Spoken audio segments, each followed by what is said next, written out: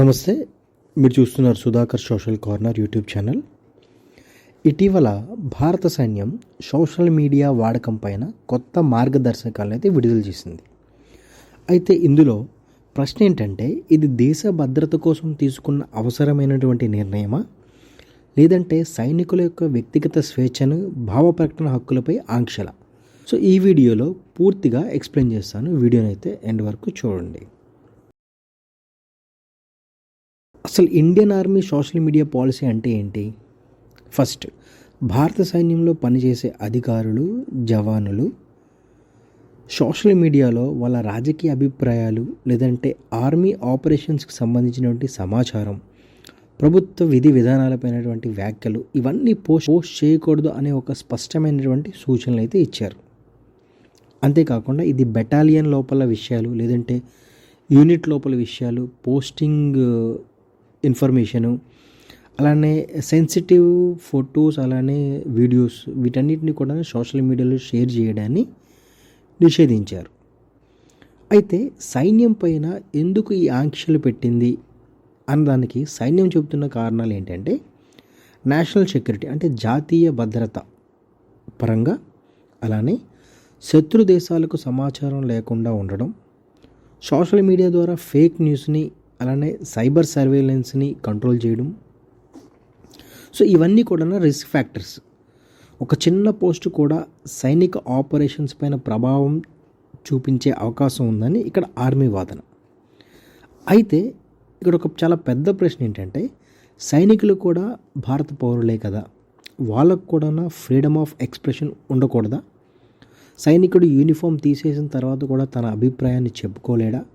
ఇది ఇప్పుడు దేశవ్యాప్తంగా మారుతున్నటువంటి ఒక పెద్ద చర్చ. అయితే సైన్యం అంటే ఏంటి? ఇక్కడ మనకి క్రమశిక్షణ అని అర్థం. సో అప్పుడు వ్యక్తిగత అభిప్రాయాల కంటే సంస్థకే గౌరవం అన్నది చాలా ఇక్కడ ముఖ్యమైనటువంటి విషయం.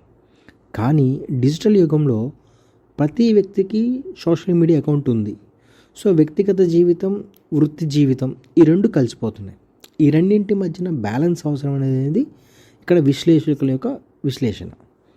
అయితే ఇతర దేశాల్లో పరిస్థితి ఏంటి అన్నది మనం చూస్తే, అమెరికా, బ్రిటన్ లాంటి దేశాల్లో కూడా సైనికుల సోషల్ మీడియాపై ఆంక్షలు ఉన్నాయి. కానీ కొన్ని పరిమితుల్లో వ్యక్తిగత అభిప్రాయాలకు అనుమతి ఉంది. సో ఇక్కడ భారత సైన్యం మాత్రం మరింతగా కఠినంగా వ్యవహరిస్తుంది అనే విమర్శ కూడా ఉంది.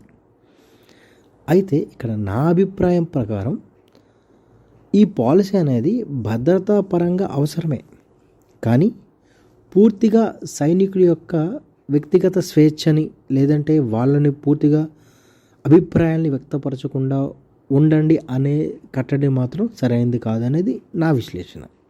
అయితే సైనికుడు రాజకీయ వ్యాఖ్యలు చేయకపోయినా తన సమస్యలు, జీవన వాస్తవాలు చెప్పుకునే అవకాశాన్ని ఇక్కడ మనం కల్పించాలి. లేని పక్షంలో అసంతృప్తి అనేది చాలా పెరిగిపోతుంది. సో మరి దీనికి పరిష్కారం ఏంటి అనేది మనం ఇక్కడ చూస్తే, అసలు ఏం చేయాలి, సోషల్ మీడియాలో ఏం చేయకూడదు అనే దానిపైన సెపరేట్గా ఒక సెషన్స్ని కండక్ట్ చేసి వాళ్ళ కంప్లీట్గా అవేర్నెస్ని, ట్రైనింగ్ ప్రోగ్రామ్స్ని కండక్ట్ చేసుంటే బాగుంటుంది అనేది. సో మనం ఇక్కడ చూసుకున్నటువంటి కొన్ని social media apps, Instagram, Twitter, YouTube, Quora, అలానే లింక్డ్ఇన్.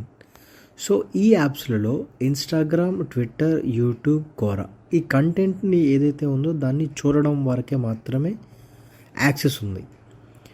అలానే ఈ వాట్సాప్, టెలిగ్రామ్, సిగ్నల్ ఇట్లాంటి కమ్యూనికేషన్ యాప్స్లో ఏదైతే ఈ సమాచారం ఉంటుందో దాన్ని తెలిసిన వ్యక్తులతో మాత్రమే కమ్యూనికేషన్, లేదంటే డేటా షేరింగ్ చేసుకునే వెసులుబాటు అయితే కల్పించింది.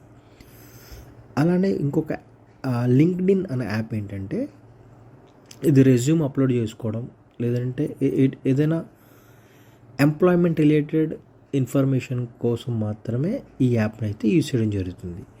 సో అసలు ఇందులో నిషేధితమైనటువంటి, రిస్ట్రిక్ట్ చేయలేటువంటి విషయం ఏంటి అంటే, ఈ ఇన్స్టాగ్రామ్, ట్విట్టర్, యూట్యూబ్, క్వోరాలో పోస్ట్ చేయడం, లేదంటే ఎనీ ఆర్గ్యుమెంట్స్ని చేయడం, లేదంటే ఏదైనా పోస్ట్కి రిప్లైస్ ఇవ్వడం, దాన్ని కామెంట్స్ చేయడం, సో ఇవన్నీ కూడా ఇందులో రిస్ట్రిక్ట్ చేశారు. కొన్ని సాఫ్ట్వేర్ సైట్స్, టొరెంట్స్, విపిఎన్, ఈ free online movie platforms, chat rooms, వీటన్నిటిని కూడా రిస్ట్రిక్ట్ చేశారు. ఫేస్బుక్ అన్నది కంప్లీట్గా నిషేధం చేశారు. అసలు Indian army social media policy జాతీయ భద్రత కోసం అవసరమే, కానీ డిజిటల్ కాలంలో హ్యూమన్ రైట్స్ మరియు ఫ్రీడమ్ ఆఫ్ ఎక్స్ప్రెషన్ కూడా గుర్తుంచుకోవాలి. సో మీ అభిప్రాయం ఏంటి?